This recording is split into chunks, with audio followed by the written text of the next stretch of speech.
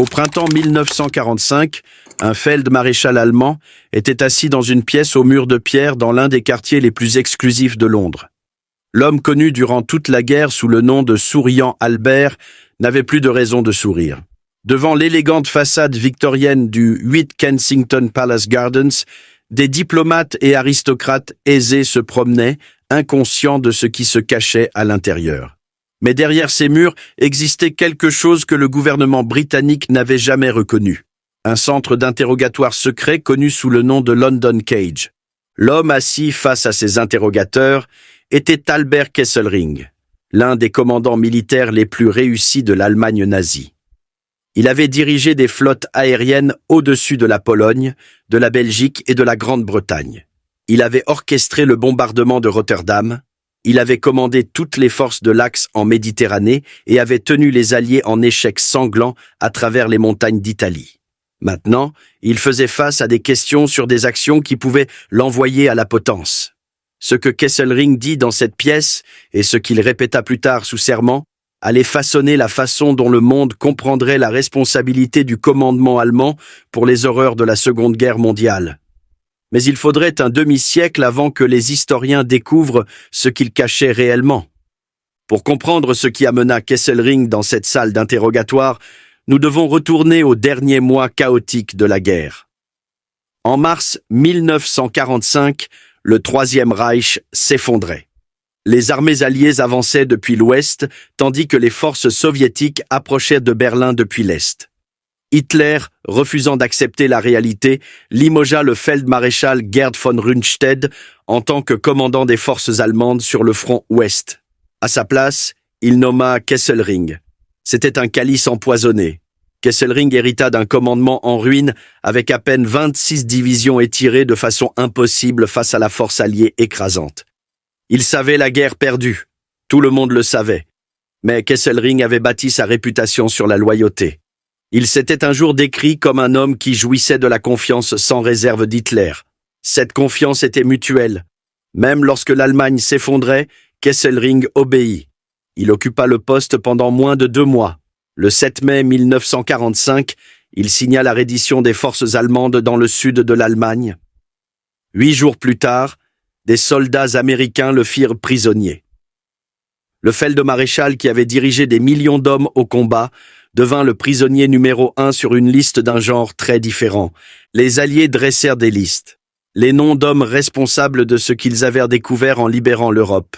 Les fosses communes, les camps de la mort, les prisonniers exécutés, les civils assassinés. Le droit international n'avait jamais été confronté à des crimes de cette échelle. Les vainqueurs étaient déterminés à établir un précédent. Le rang militaire ne fournirait aucune protection. Suivre les ordres ne serait pas une excuse. Le nom de Kesselring apparaissait en bonne place sur de multiples listes et les charges contre lui se concentraient sur l'Italie. La campagne d'Italie avait été l'une des plus longues et sanglantes de toute la guerre. Après les invasions alliées de la Sicile, en juillet 1943, Kesselring avait commandé la défense allemande de la péninsule. Ses actions retardatrices devinrent légendaires parmi les historiens militaires. Il transforma chaque traversée de rivière, chaque col de montagne, chaque ville médiévale de collines en zone de mise à mort.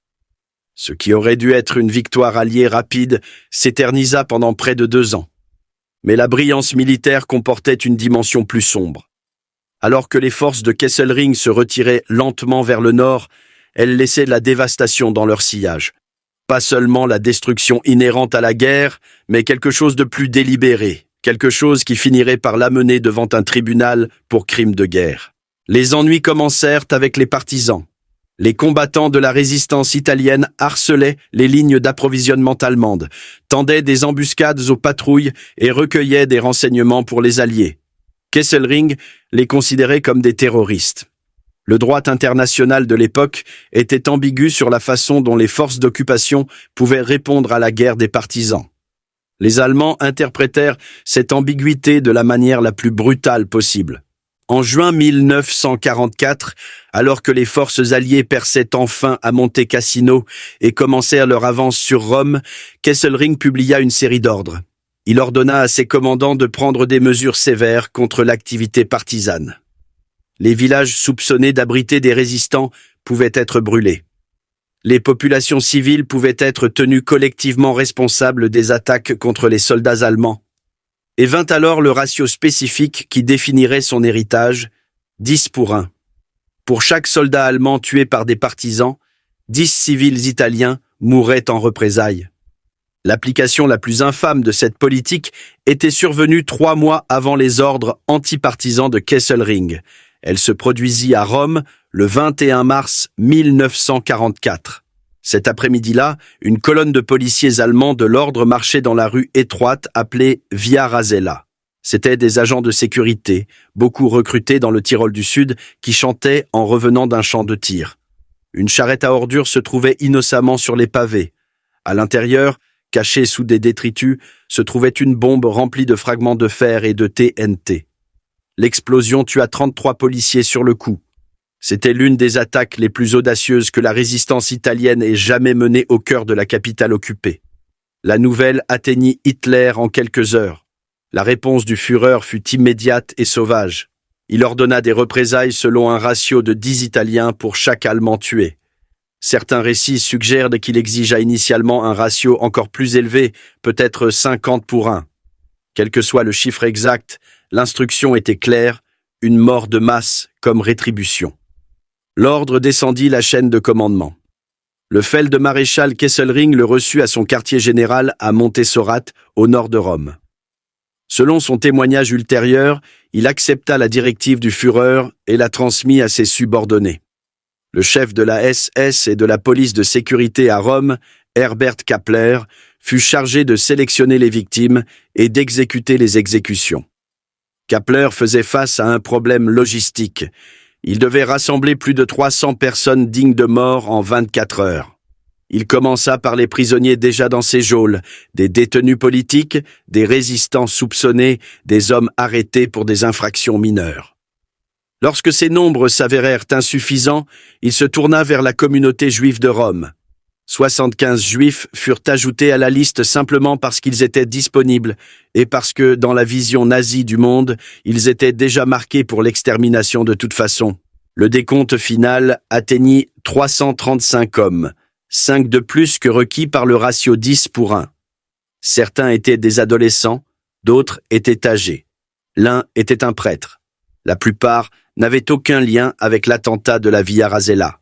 Le 24 mars, les victimes furent transportées en camion aux fosses ardéatines, une carrière abandonnée à la périphérie de Rome. Elles furent conduites dans les tunnels par groupes de 5, les mains liées derrière le dos et forcées à s'agenouiller. Des officiers SS, fortifiés au cognac pour calmer leurs nerfs, tirèrent sur chaque homme à l'arrière de la tête. Le processus prit des heures. Quand il se termina, des ingénieurs allemands scellèrent les entrées des grottes avec des explosifs, enterrant les preuves. Le massacre resta caché pendant des semaines. Lorsque les Alliés libérèrent enfin Rome en juin, ils trouvèrent les grottes. Les corps furent exhumés. Le crime devint une nouvelle internationale. Et la piste menait directement à Albert Kesselring. Lorsque les interrogateurs britanniques commencèrent à questionner Kesselring sur le massacre des fosses ardéatines, il ne nia pas son implication. Il ne le pouvait pas. Trop de témoins avaient survécu. Trop de documents existaient. Sa signature apparaissait sur des ordres qui sanctionnaient les meurtres. Au lieu de cela, Kesselring construisit une défense minutieuse. Il admit avoir transmis l'ordre de représailles du Führer. Il admit savoir que des civils seraient tués. Mais il insista sur le fait que les victimes n'étaient pas innocentes. Il affirma que Kappler l'avait assuré que tous ceux sélectionnés pour l'exécution étaient déjà sous sentence de mort ou étaient des criminels méritant la peine capitale. Cette affirmation s'avérerait centrale pour son procès ultérieur. Si les victimes avaient déjà été condamnées, Kesselring pouvait argumenter qu'il avait seulement accéléré des exécutions qui auraient eu lieu de toute façon. S'il s'agissait de civils choisis au hasard, il avait autorisé un meurtre de masse. La vérité, comme les survivants et les documents l'établirent finalement, penchait clairement du côté du meurtre. Les victimes comprenaient des prisonniers politiques dont le seul crime était de s'opposer au fascisme. Elles comprenaient des juifs dont le seul crime était leur ascendance. Elles comprenaient des hommes arrachés des rues de Rome simplement pour remplir un quota. Mais Kesselring maintint sa version des événements avec un sang-froid remarquable. Dans la salle d'interrogatoire, il parlait couramment et avec assurance. Il ne montrait aucune des esquives ou dépressions que les interrogateurs voyaient chez d'autres officiers allemands confrontés à des questions similaires. Le colonel Alexander Scotland, l'officier commandant du London Cage, noterait plus tard que Kesselring se comportait avec l'allure d'un soldat professionnel qui croyait avoir agi dans les limites d'une guerre légitime. Cette assurance en soi le porterait à travers des mois d'interrogatoire. Ce que personne ne réalisa, c'est que Kesselring cachait quelque chose de bien plus accablant que son rôle dans le massacre des fosses ardéatines. 2 jours avant l'attentat de la Via Rasella, 15 soldats américains montèrent dans des bateaux en caoutchouc au large de la Corse. Ils étaient membres d'une unité d'élite rattachée à l'Office of Strategic Services, le prédécesseur en temps de guerre de la CIA. Leur mission, nom de code Opération Ginny, était de détruire un tunnel ferroviaire sur la côte italienne entre La Spezia et Gênes. Ces hommes portaient des uniformes américains. Ils avaient une identification militaire appropriée. Selon toute interprétation du droit international, ils avaient droit aux protections accordées aux prisonniers de guerre s'ils étaient capturés. Le 24 mars, le même jour que le massacre des fosses ardéatines, un pêcheur italien découvrit les bateaux cachés des commandos sur la plage. Il signala sa découverte aux autorités fascistes qui alertèrent l'armée allemande.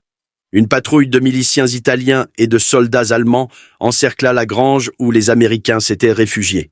Après une brève fusillade, les 15 hommes se rendirent. Ce qui se passa ensuite resterait caché pendant plus de 50 ans. Les prisonniers furent emmenés à La Spezia et interrogés par des officiers du renseignement allemand. L'un des lieutenants américains fut trompé pour révéler des détails de leur mission. L'information remonta la chaîne de commandement jusqu'au 75e corps d'armée où commandait le général Anton Dostler. Dostler contacta le quartier général supérieur. Il voulait des instructions sur la façon de traiter les commandos capturés. Selon le témoignage de l'adjoint de Dostler lui-même, la réponse vint directement du Feldmaréchal Kesselring: exécutez-les. Le 26 mars 1944, les 15 Américains furent fusillés par un peloton d'exécution à un endroit appelé Punta Bianca, au sud de La Spezia. Leurs corps furent jetés dans une fosse commune, camouflée pour empêcher leur découverte par les partisans italiens. Lorsque la guerre prit fin, les enquêteurs américains reconstituèrent le sort de l'équipe de l'opération Ginny. Ils avaient des preuves pointant vers le général Dostler. Ils avaient des preuves moins claires concernant ses supérieurs. En octobre 1945, Dostler devint le premier général allemand jugé pour crime de guerre par les États-Unis. Il était accusé d'avoir ordonné l'exécution de prisonniers de guerre américains en uniforme en violation de la Convention de Genève. Sa défense reposait sur un argument familier. Il avait simplement suivi les ordres, spécifiquement l'ordre commando d'Hitler de 1942, qui ordonnait aux forces allemandes d'exécuter les commandos ennemis capturés sans procès. L'accusation avait besoin de témoins des niveaux de commandement supérieurs. L'état-major de Dostler témoigna qu'il avait reçu des ordres d'exécution du quartier général de Kesselring. Mais lorsque les procureurs approchèrent Kesselring lui-même, le feldmaréchal nia toute implication. Il affirma qu'il n'était nullement près de La Spezia lorsque les Américains furent capturés et exécutés. Il insista sur le fait qu'il était à son quartier général à Montessorat, au sud de Rome, gérant les conséquences de l'attentat de la Via Rasella. Le chef d'état-major de Kesselring, Siegfried Westphal, et son adjoint Dietrich Beitz corroborèrent cet alibi. Sous serment, ils jurèrent que le feldmaréchal était resté au quartier général tout au long de cette période critique. Sans preuve directe liant Kesselring aux exécutions de Ginny, l'accusation poursuivit Dostler seul. Le tribunal militaire le déclara coupable. Le 1er décembre 1945, le général Anton Dostler fut attaché à un poteau dans une caserne et fusillé par un peloton d'exécution de 12 hommes. Il devint le premier général allemand exécuté pour crimes de guerre commis pendant la Seconde Guerre mondiale. Kesselring suivit ces procédures avec attention. Il comprenait ce qu'elles signifiaient. S'il avait été prouvé qu'il était présent à La Spezia durant l'incident de Ginny, s'il avait été directement lié à l'ordre d'exécution, il aurait partagé le sort de Dostler. L'exécution de prisonniers de guerre américains en uniforme était un crime capital sans ambiguïté juridique. mais son alibi tint. Et dans les salles d'interrogatoire du London Cage, il continua à répondre aux questions sur les événements à Rome tout en ne disant rien sur les événements sur la côte ligure. En février 1947, Kesselring fit enfin face à son propre procès. Un tribunal militaire britannique se réunit à Venise pour entendre les charges découlant du massacre des fosses ardéatines et d'un schéma plus large de meurtre de civils durant l'occupation allemande de l'Italie. L'accusation affirma que Kesselring portait la responsabilité de commandement pour près de 9000 morts italiens. Au-delà des 335 victimes des grottes ardéatines, ces ordres antipartisans avaient déclenché des vagues d'atrocités à travers la campagne italienne. Des villages avaient été brûlés, des civils rassemblés et fusillés. Dans un seul incident, à Sant'Anna di Stazzema, plus de 500 Italiens furent massacrés par des troupes agissant sous l'autorité de Kesselring. Le feldmaréchal sembla confiant tout au long des procédures. Son équipe de défense, dirigée par Hans Laternser, un avocat avec une vaste expérience des procès de Nuremberg, dépeignit Kesselring comme un soldat chevaleresque qui avait en fait protégé les civils italiens et les trésors culturels. Ils pointèrent des villes comme Florence, Venise et Sienne que Kesselring avait épargnées de la destruction pendant ses retraites. Ils argumentèrent que la guerre des partisans sortait des cadres juridiques conventionnels et que les représailles étaient un outil légitime des forces d'occupation. Lorsque Kesselring monta sur le banc des témoins, il fit une déclaration qui résonnerait à travers les décennies suivantes de jurisprudence sur les crimes de guerre. « S'il y a une culpabilité, déclara-t-il, elle est mienne et mienne seule. » La phrase semblait être une acceptation de responsabilité. Dans le contexte, c'était tout sauf cela. Kesselring affirmait que ses subordonnés avaient simplement suivi ses ordres et ne devaient porter aucune culpabilité individuelle. Il défendait la chaîne de commandement, ne confessait pas de faute. Il continua de maintenir que les victimes des fosses ardéatines étaient des cibles légitimes, que ces mesures anti-partisans étaient des réponses proportionnées à des attaques terroristes et qu'il avait agi dans le cadre des lois de la guerre telles qu'il les comprenait. Le tribunal ne fut pas convaincu. Le 6 mai 1947, ils déclarèrent Kesselring coupable sur les 2 chefs d'accusation. La sentence était la mort par peloton d'exécution. Le verdict provoqua un contre-coup inattendu. En Grande-Bretagne, des voix influentes s'élevèrent contre la sentence. Winston Churchill, n'étant plus Premier ministre mais jouissant encore d'un immense respect, était parmi ceux qui exprimèrent des réserves. L'historien militaire Basil Liddell Hart, qui avait correspondu avec Kesselring sur des questions tactiques, plaida publiquement pour la clémence. Leurs objections n'étaient pas principalement humanitaires. La guerre froide s'intensifiait. Les forces soviétiques occupaient désormais la moitié de l'Europe. Les planificateurs occidentaux considéraient de plus en plus une Allemagne de l'Ouest réarmée comme essentielle pour contenir l'expansion communiste. Exécuter des généraux allemands pour des actions menées pendant la guerre compliquait les efforts pour réhabiliter l'Allemagne en tant qu'alliée. Il y avait aussi une dimension militaire aux protestations. Certains officiers britanniques argumentèrent que Kesselring s'était conduit honorablement dans la guerre conventionnelle, que son traitement des prisonniers alliés avait généralement respecté la Convention de Genève et que ces mesures anti-partisans, aussi brutales fussent-elles, étaient des réponses à une forme de guerre à laquelle les armées légitimes avaient toujours eu du mal à faire face. En quelques semaines après le verdict, la sentence de mort de Kesselring fut commuée en emprisonnement à vie. Il fut transféré à la prison de Werle en Allemagne pour purger sa peine. Mais les pressions pour sa libération ne firent qu'intensifier. Des organisations d'anciens combattants firent campagne en sa faveur. D'anciens officiers de la Wehrmacht, dont beaucoup étaient désormais courtisés pour la nouvelle armée ouest-allemande, firent de sa liberté une question d'honneur. Les considérations de la guerre froide continuèrent à dominer la politique occidentale envers l'Allemagne. En 1952, invoquant une santé détériorée, les autorités accordèrent une libération anticipée à Kesselring. Il avait à peine purgé 5 ans. Il sortit de prison pour un accueil en héros parmi les vétérans militaires allemands. Il accepta la présidence honoraire du Stahlhelm, une organisation d'anciens combattants nationalistes. Il collabora avec des historiens militaires américains documentant la guerre.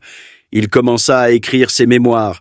Le titre qu'il choisit était révélateur, Soldat bis zum letzten Tag, soldat jusqu'au dernier jour. Les mémoires parurent en 1953, offrant la propre version de Kesselring sur la guerre et ses conséquences.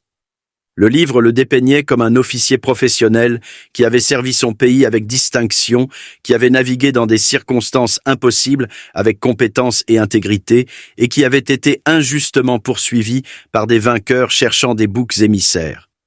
Sur le massacre des fosses ardéatines, Kesselring reconnut son rôle, mais défendit la représaille comme une réponse légitime au terrorisme.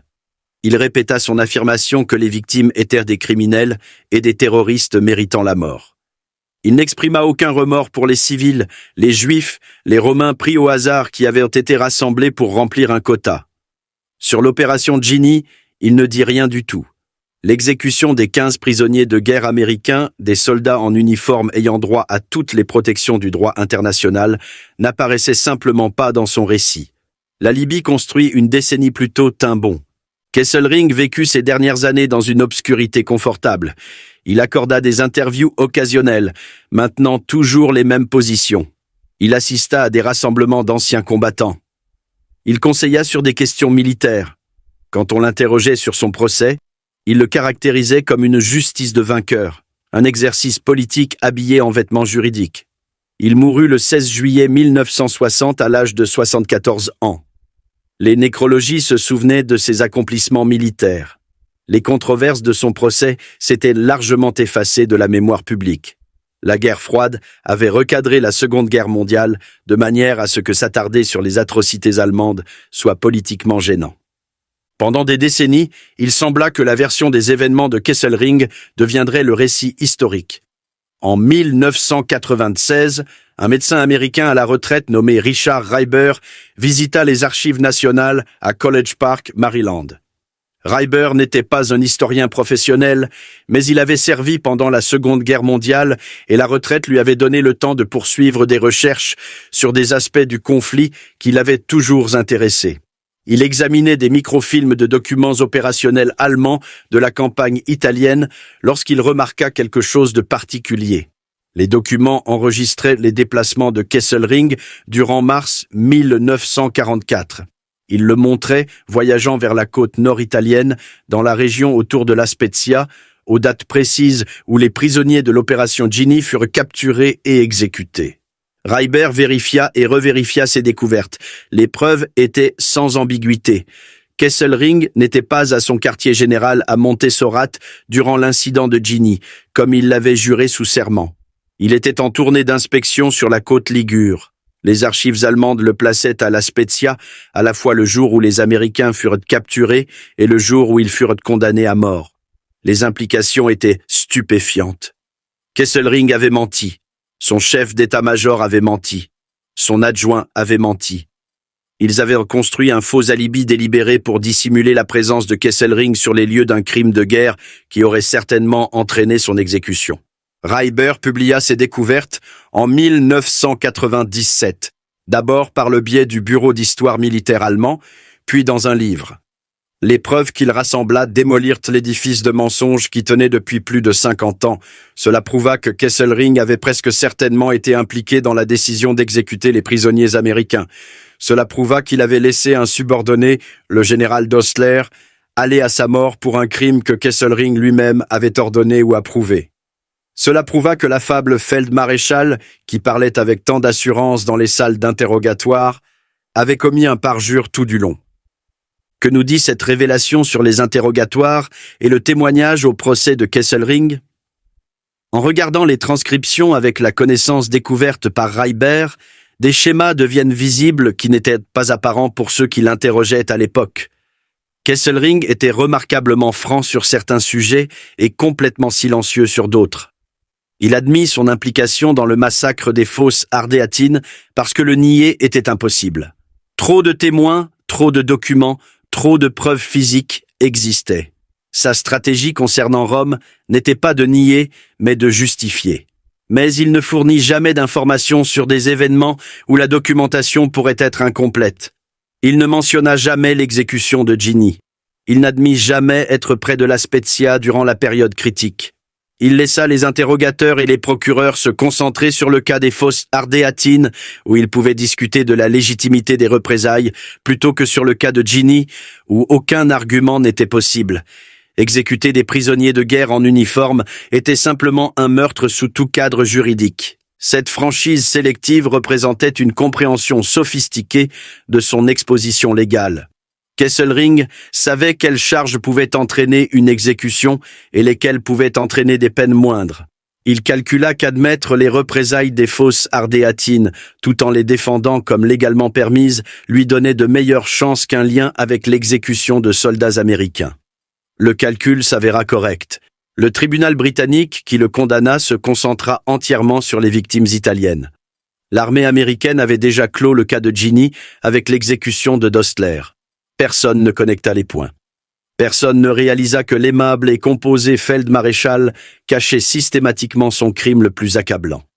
Le portrait psychologique qui émerge des interrogatoires et du procès de Kesselring est à la fois troublant et instructif. Voilà un homme qui avait dirigé le bombardement de populations civiles à Varsovie, Rotterdam et Londres, qui avait autorisé l'exécution de centaines de civils italiens dans des grottes à l'extérieur de Rome, qui avait donné des ordres entraînant des milliers de morts à travers la campagne italienne, qui avait très probablement personnellement ordonné l'exécution de 15 prisonniers de guerre américains. Pourtant, il maintint jusqu'à son dernier jour qu'il était un soldat d'honneur qui avait simplement suivi les ordres et servi son pays. Ce n'était pas une simple auto-illusion. Kesselring semble avoir véritablement cru en sa propre rectitude. Ses mémoires ne montrent aucune lutte avec la culpabilité, aucun combat avec la complexité morale. Il considérait la guerre des partisans comme une activité criminelle justifiant des contre-mesures sévères. Il considérait le massacre des fosses ardéatines comme regrettable mais juridiquement défendable. Il se considérait comme un homme militaire professionnel opérant dans des règles établies, même lorsque ces règles sanctionnaient la mort de masse. Cette capacité de compartimentation morale caractérisait de nombreux officiers allemands de sa génération.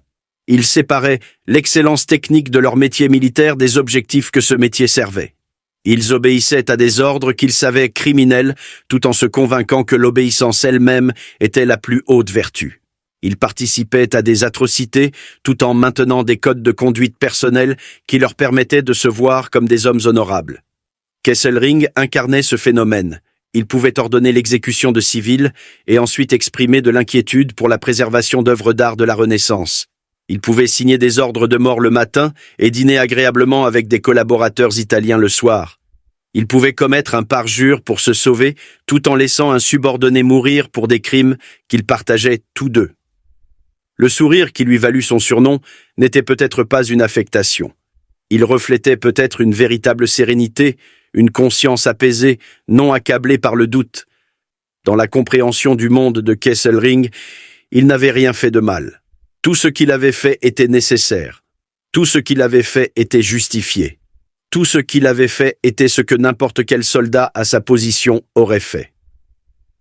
Le cas Kesselring éclaire des questions fondamentales sur la responsabilité du commandement et la responsabilité individuelle qui restent non résolues aujourd'hui.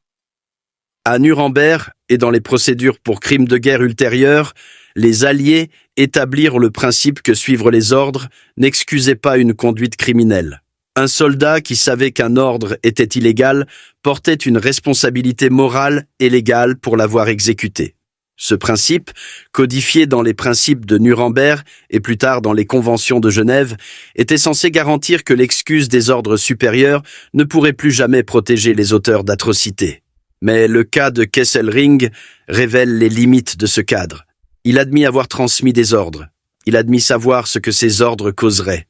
Pourtant, il maintint qu'il n'était qu'un conduit, transmettant des directives d'Hitler qu'il n'avait pas l'autorité de contrer. Sa défense argumentait essentiellement que la responsabilité du commandement s'appliquait seulement à ceux qui donnaient les ordres, pas à ceux qui les transmettaient. Le tribunal rejeta cet argument en principe, mais eut du mal à le réfuter en pratique. Jusqu'où la responsabilité s'étend-elle dans une chaîne de commandement ? Si un feldmaréchal est coupable pour des ordres qu'il a transmis, un colonel, un capitaine, un sergent, le sont-ils aussi ? Où exactement se situe la ligne entre participation criminelle et obéissance réticente ? Ces questions hantèrent les tribunaux d'après-guerre et continuent de hanter le droit international aujourd'hui. La poursuite des commandants militaires pour des actions menées par leurs subordonnés reste controversée et incohérente. Le principe de la responsabilité du commandement existe, mais son application varie énormément selon les circonstances politiques, les preuves disponibles et les relations de pouvoir entre accusateurs et accusés. Kesselring bénéficia de ces incohérences. Son procès se concentra étroitement sur des incidents spécifiques où la documentation était disponible. Le schéma plus large de violence systématique à travers l'Italie occupée fut reconnu mais non poursuivi de manière exhaustive. Ces mensonges sur l'opération Ginny passèrent inaperçus parce que personne n'avait les preuves pour les contester. Il échappa à la peine ultime, non pas parce qu'il était innocent, mais parce que l'appareil juridique de responsabilité ne pouvait pas pleinement saisir sa culpabilité. Il y a une autre dimension au cas de Kesselring qui mérite considération. Son interrogation et son procès eurent lieu à un moment historique spécifique où les Alliés étaient encore engagés à établir une responsabilité pour les crimes nazis. En quelques années, cet engagement s'estomperait. Les priorités de la guerre froide prendraient le pas. L'Allemagne de l'Ouest serait accueillie dans les arrangements de défense occidentaux. D'anciens officiers de la Wehrmacht seraient recrutés pour la nouvelle Bundeswehr. Si Kesselring avait été capturé et jugé en 1948 plutôt qu'en 1945, son sort aurait pu être très différent. À ce moment-là, les officiels américains et britanniques décourageaient activement des poursuites supplémentaires pour crimes de guerre. La valeur politique d'une Allemagne réhabilitée surpassait la valeur morale de la justice pour les morts. Ce contexte façonna à la fois la conduite de son procès et ses suites. Les procédures relativement brèves, la commutation de sa sentence de mort, sa libération anticipée, sa retraite confortable, tout reflétait des vents politiques changeants qui rendaient la punition des généraux allemands de plus en plus gênante pour les gouvernements occidentaux cherchant la coopération allemande contre la menace soviétique. Kesselring comprit ces dynamiques. Son comportement pendant l'interrogatoire et le procès suggère la confiance que le climat politique travaillerait finalement en sa faveur. Il répondit aux questions patiemment, maintint sa dignité et attendit que la situation internationale évolue. Sa patience fut récompensée. L'homme condamné à mort pour crime de guerre vécut ces derniers jours comme une figure respectée dans les cercles de vétérans allemands. Ces crimes officiellement reconnus mais effectivement pardonnés. Que devons-nous finalement retenir de ce qu'Albert Kesselring admit lors de ses interrogatoires? Il admit avoir reçu et transmis l'ordre d'Hitler pour le massacre des fosses ardéatines. Il admit savoir que des centaines de civils mourraient en conséquence. Il admit avoir donné des ordres antipartisans qui menèrent à des milliers d'autres morts à travers l'Italie. Il admit, dans sa célèbre déclaration au tribunal, que si une culpabilité existait, elle était la sienne. Mais ces admissions étaient soigneusement calibrées. Elles reconnaissaient ce qui ne pouvait être nié tout en dissimulant ce qui pouvait encore être caché. Elles acceptaient une responsabilité formelle tout en rejetant une responsabilité morale. Elles positionnaient Kesselring comme un soldat faisant son devoir plutôt qu'un criminel de guerre choisissant ses crimes, et elles dissimulaient son secret le plus accablant. L'exécution des prisonniers de guerre américains resta enterrée, littéralement et figurativement, jusqu'à ce qu'un médecin à la retraite tombe sur des archives allemandes un demi-siècle plus tard. L'écart entre ce que Kesselring admit et ce qu'il fit réellement représente quelque chose de plus grand que la tromperie d'un seul homme. Il représente les limites de tout processus juridique à saisir pleinement la vérité historique. Les procès dépendent des preuves disponibles, des poursuites compétentes et des témoins volontaires. Lorsque l'un de ces éléments fait défaut, des hommes coupables échappent à la responsabilité.